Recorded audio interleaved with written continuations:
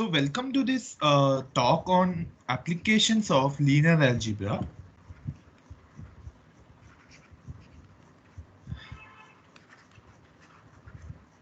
In combinatorics. So there are many combinatorics problems which can be solved using linear algebraic methods. So for this talk, I expect the audience to have a basic knowledge on linear algebra, usually the ones which are taught in the undergrad years, especially the freshman years. So first, let's have a look at the framework, like how we can apply linear algebra in order to solve the combinatorics problem. So the kind of problems we can attack is the problems where we want to upper bound the size of a set which contains some objects. Okay. Now, how do we do this? We associate each object with a vector in some vector space. Say V. We choose, like, in order to make our upper bound as tight as possible, we try to choose an vector space which is kind of low in dimension.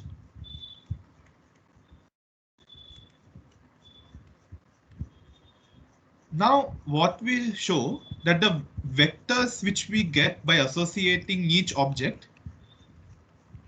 So for each object, we associate it with one vector. So what we show is that these vectors are linearly independent. And as we know, the number of linearly independent vectors is always less than equal to the dimension of the vector space. So using this particular inequality, we'll upper bound the size of the set. So in today's talk, we'll sort of apply linear algebra in combinatorics. In this particular inequality, which is Fisher's inequality.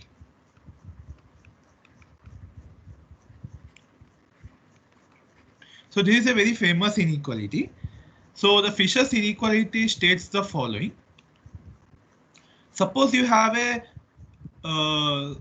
some m sets. Okay. So each of them is a set.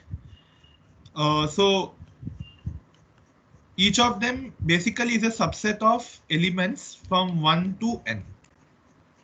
Okay. And it has an additional property that if you take two numbers I and j such that I is not equal to j, then the number of elements in the intersection of these two sets is exactly equal to k, where k is some number between 1 to n. Okay. So suppose we have these sets which satisfies this property. So this should hold for all I comma j. Okay, not any two, like for it should hold for any two sets. So for all I comma j such that I not equal to j, so we have this equality. So in case we have such a collection of sets, then m should be less than equal to n. So this is the Fisher's inequality. Okay. Now let me show how we can use linear algebra in order to solve this combinatorics problem.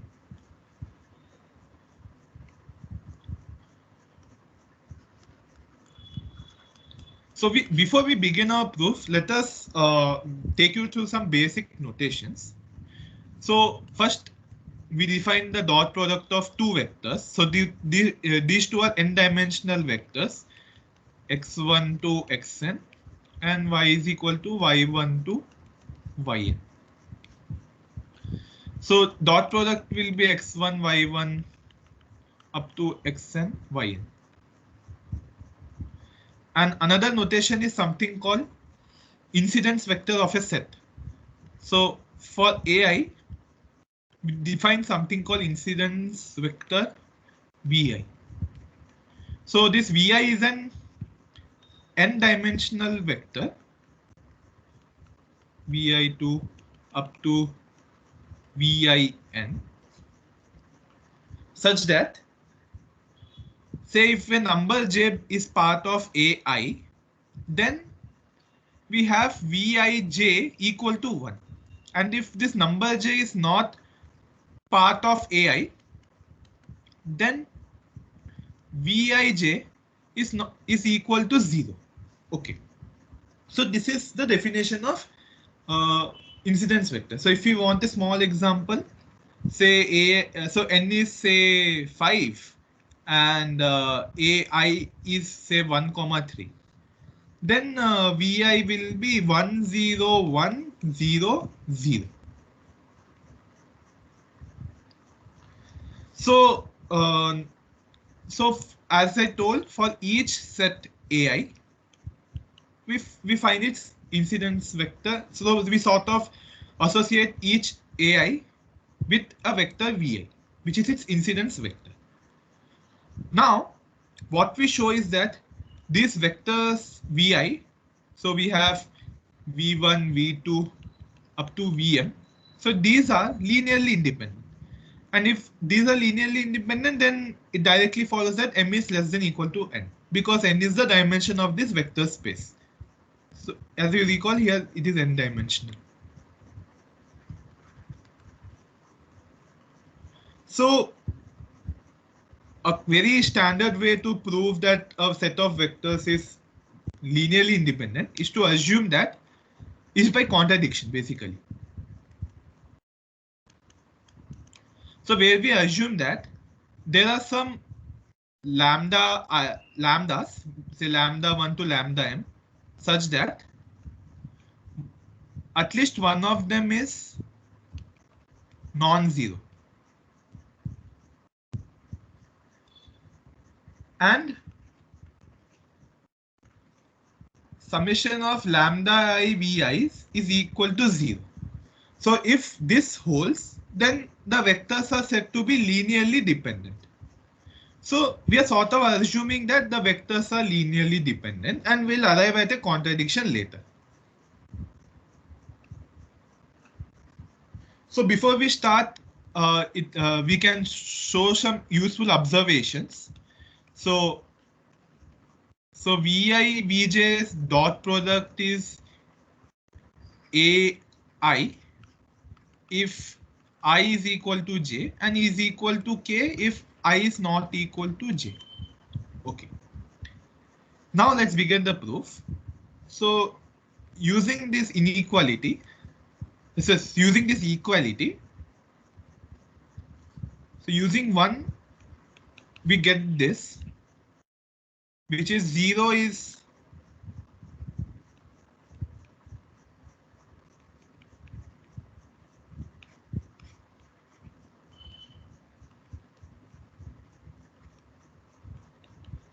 so we have multiplied, like we have squared on both sides. Okay. Now if you expand this, you get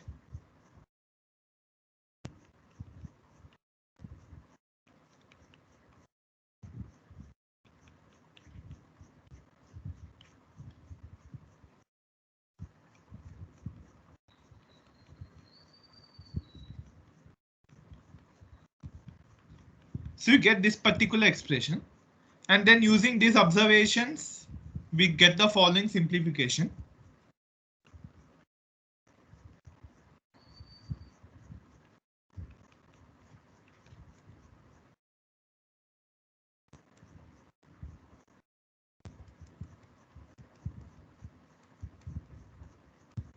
Okay. Now we want to bring it to a very proper form. So like using, like if we rearrange the terms, we can get a useful form by which we can show a contradiction. So for that, what we do, we sort of subtract k times lambda a square from the this left term here, and take it to the right side term actually.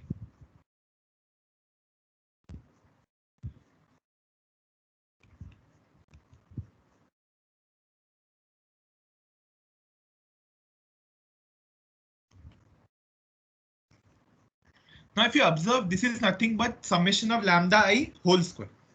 So let's write it.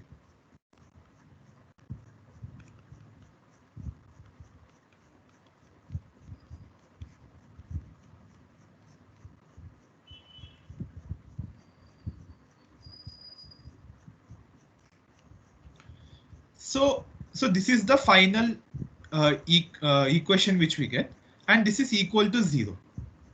So let's write it.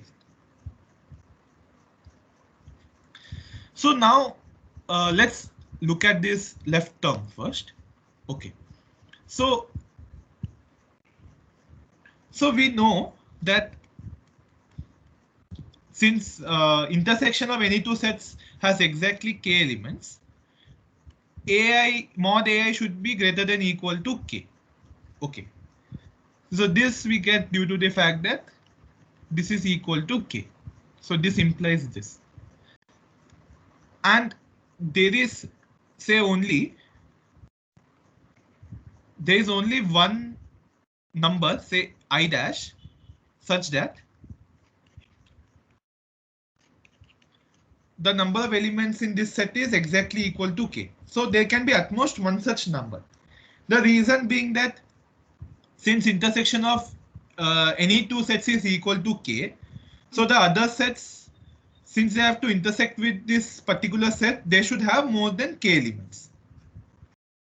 So that's the reasoning behind this. So for all such sets except, so for except I dash, for remaining sets, this particular expression will be greater than 0. So in that case, okay, so this particular expression will be greater than 0. So now observe this summation here. So we have this summation equal to 0. Okay, and this particular summation on the right is clearly non-negative. So hence this particular summation should also be equal to 0. Okay. Now this coefficients here are in square. So lambda is square. So these are also positive. So positive or 0.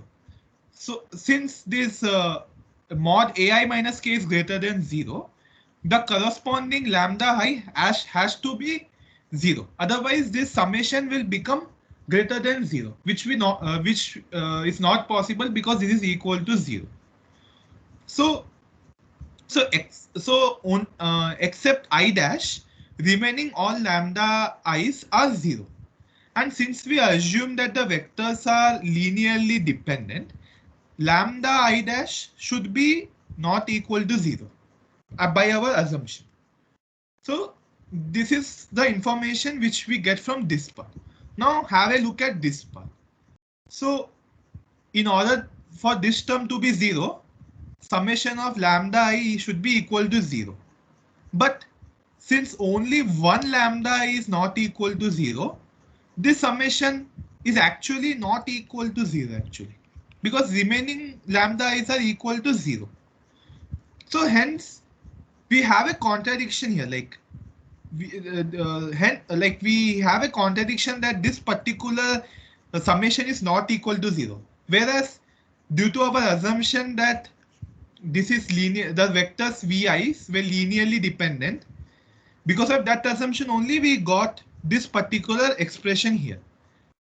So we have a contradiction. So the contradiction is because the RHS of the, say, equation 2, RHS of 2 is actually not equal to 0. So what does this imply? Our initial assumption was wrong, and the vectors vi were actually linearly independent. Okay. Now since the vectors v1 up to vm were linearly independent, meant that M is less than equal to the dimension of vector space which we are considering, and the dimension of vector space which we considered is equal to n. Okay, hence we get M less than equal to n, and hence the Fisher's inequality is proved. So in this way, you can apply linear algebra in combinatorics. Thank you.